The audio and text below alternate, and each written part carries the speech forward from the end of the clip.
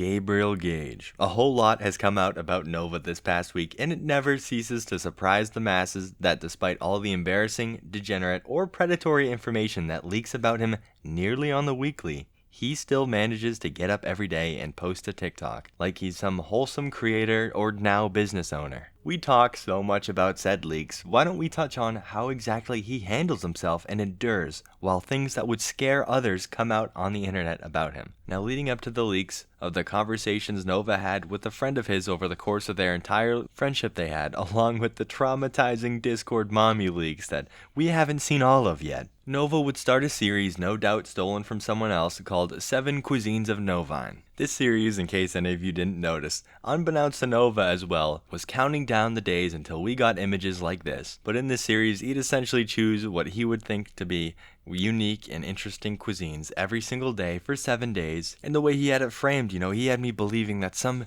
big event was going to occur on his birthday, that he was going to post maybe the coolest, best cuisine he's ever had to review ever. But all we got was this lackluster Indian food review that really didn't expand upon his normal, mid and uninformative reviews.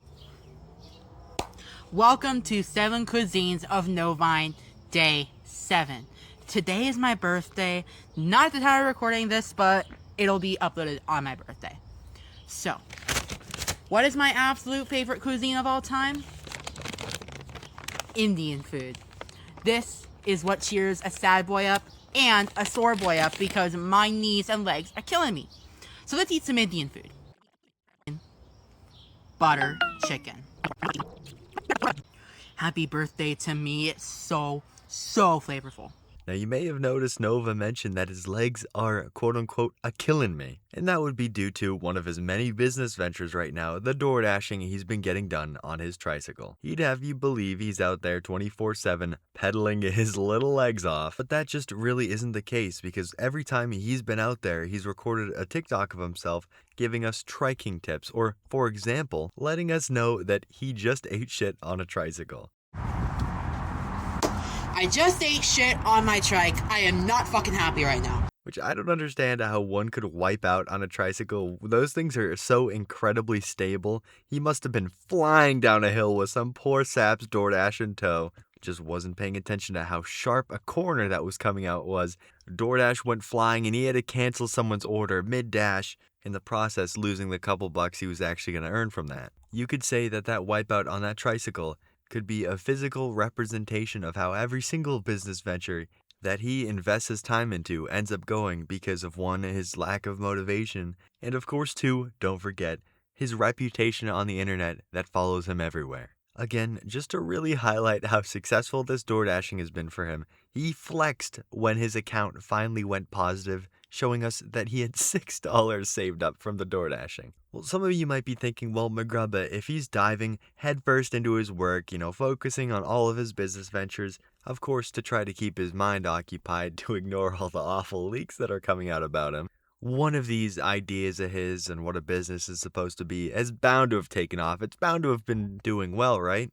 Well, you'd be sorely mistaken to assume that because he's not making the big bucks over on Etsy now, which is one business of his that he's been really focusing in on as of late. And of course, you could argue that it's not taking off because he's a chome. It's not taking off because so many people dislike him on the internet or know what awful things that he's done on Discord, for example. But I think another big reason as to why it's not as successful as he'd hope it would be is because of the awful way that he runs his business, because he released the phone number for Novacord Predacord to the public, and all of those serious business inquiries he's been getting on the phone have really been getting to him, to the point where he had to make a post on TikTok saying, Novacord Predacord calls will not be answered until Monday due to constant troll influx and people who think fit touching is funny. For Novacord help, email me or text me. What a great business owner here, fellas, because why are we not answering paying customers' inquiries about, where's my order? Why did my Predacord come with a funky smell? I mean, this Novacord helpline is really important and integral to the success of this business, and he decided he's just going to shut it down for a couple days because he can't handle all of the troll influx, he calls it. Now, I, for one, just don't think that's a proper way to run a business, especially since he seems to care so much about this Predacord Etsy shop, but who knows, maybe that's the move, is to ignore your paying customers.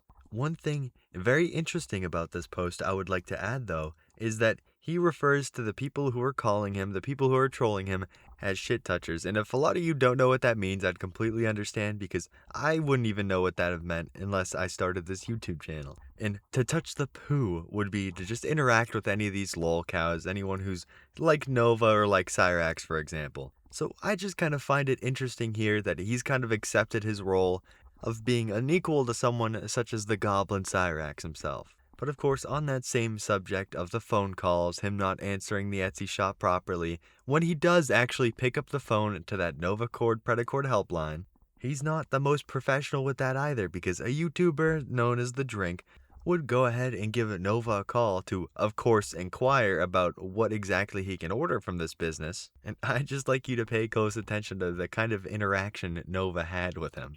Thanks for calling Nova. How can I help you? Hi, Nova. I'm just wondering about a paracord order. Yes. What are you particularly interested in? What are my options? Like, I've never ordered from you before, so I'm very curious.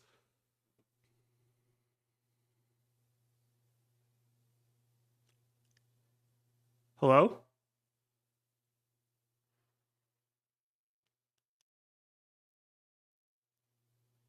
Hello?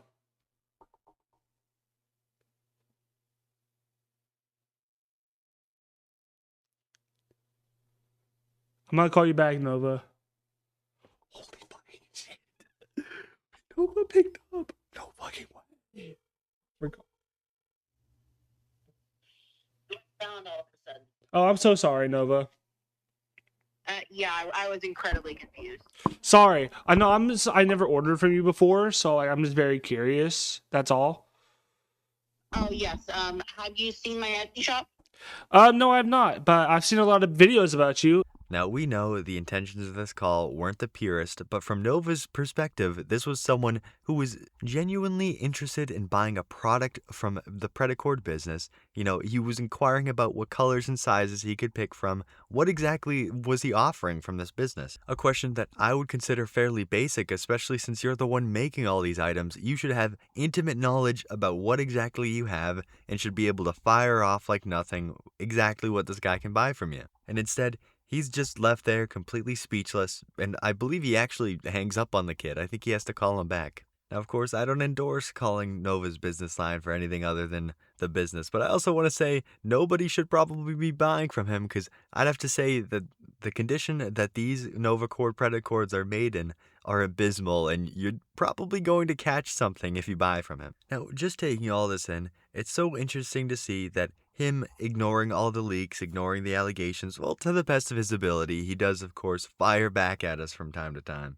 That he's seemingly spending so much time really dedicated to this business, and yet, out of all of the business ventures he takes, the most successful one, the Etsy, even that isn't being handled professionally whatsoever. Because if you look on over at his Etsy, you see that he's made 81 sales so far in the past 2 months of the Etsy shop being up.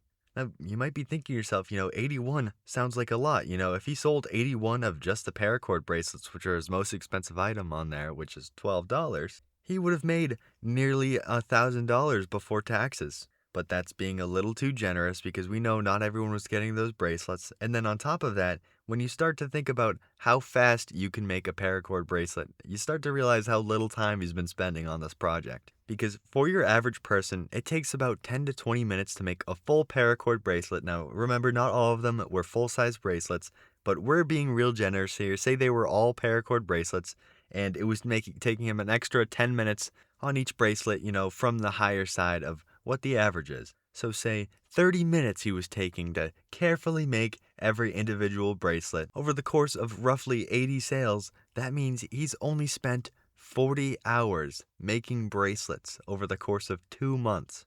Now again, if you just really want to be generous here and just say maybe there's another 40 hours tacked on of him shipping things out and packaging them, being incredibly generous here, he's spent only 2 weeks out of a roughly 8-week period working on his business. Now remember, we didn't factor in at all the cost of whatever his materials are, and we were incredibly generous, assuming everyone was buying only the most expensive items, and we also assumed that he was spending an extra 10 minutes on every single bracelet. So all these calculations could be wildly off. He could be making way less money, or invested even less time into his business. You just pile up all the information of how he's answering phone calls, how he's handling all of these phone calls with just shutting his phone down for long periods of time. It just, everything piles up to him being an awful business owner. Even though he likes to talk about how great his paracord business is all the time, how it's the best paracord bracelets you'll find around. But in other Nova news, we have him here being an incredible hypocrite, throwing some shade at Tofiachu for not having a job when, surprise, surprise, Nova hasn't had a real job in what, like over a year now? Which, of course, he had to slip in the or start her own business there because, of course, he has to flex on all the haters that he started his own business. He's doing way better than Tofiachu. Kind of ignoring the fact that if he actually had to spend any amount of money on utilities or bills, so far into crippling debt by now that he'll never be able to crawl out of it. But luckily, he does live with Mama Gage, so he doesn't really have to pay the bills if he doesn't want to. Finally, though, in other Novine news, we have him pushing his cameo for Father's Day because I know if there's anything my dad wants for Father's Day, it's a cameo of Nova, a known PDF file on the internet, telling him Happy Father's Day. And then yet some more hypocrisy here, with Nova responding to someone going by Mooney, saying, Nova, when are we going to announce the pregnancy? To which Nova replies, Sis, stop. Doing some kind of weird stepsister roleplay here, even though not too long ago he was firing shots off at Lemur for saying something like, bro, if I called you stepsis in the real, what would you do? When talking to his girlfriend. So a little weird that Nova would be role-playing that weird stepbro stuff if he was so against it when Lemur did it. Anyways, I know some people get a little curious as to what the Chome's been up to. Of course, outside of all the diabolical leaks that he gets up to. But either don't want to download TikTok or don't want to even give him the view. So I appreciate anyone who made it all the way to the end of today's video. I hope you guys have a great day. Later, Grubbas.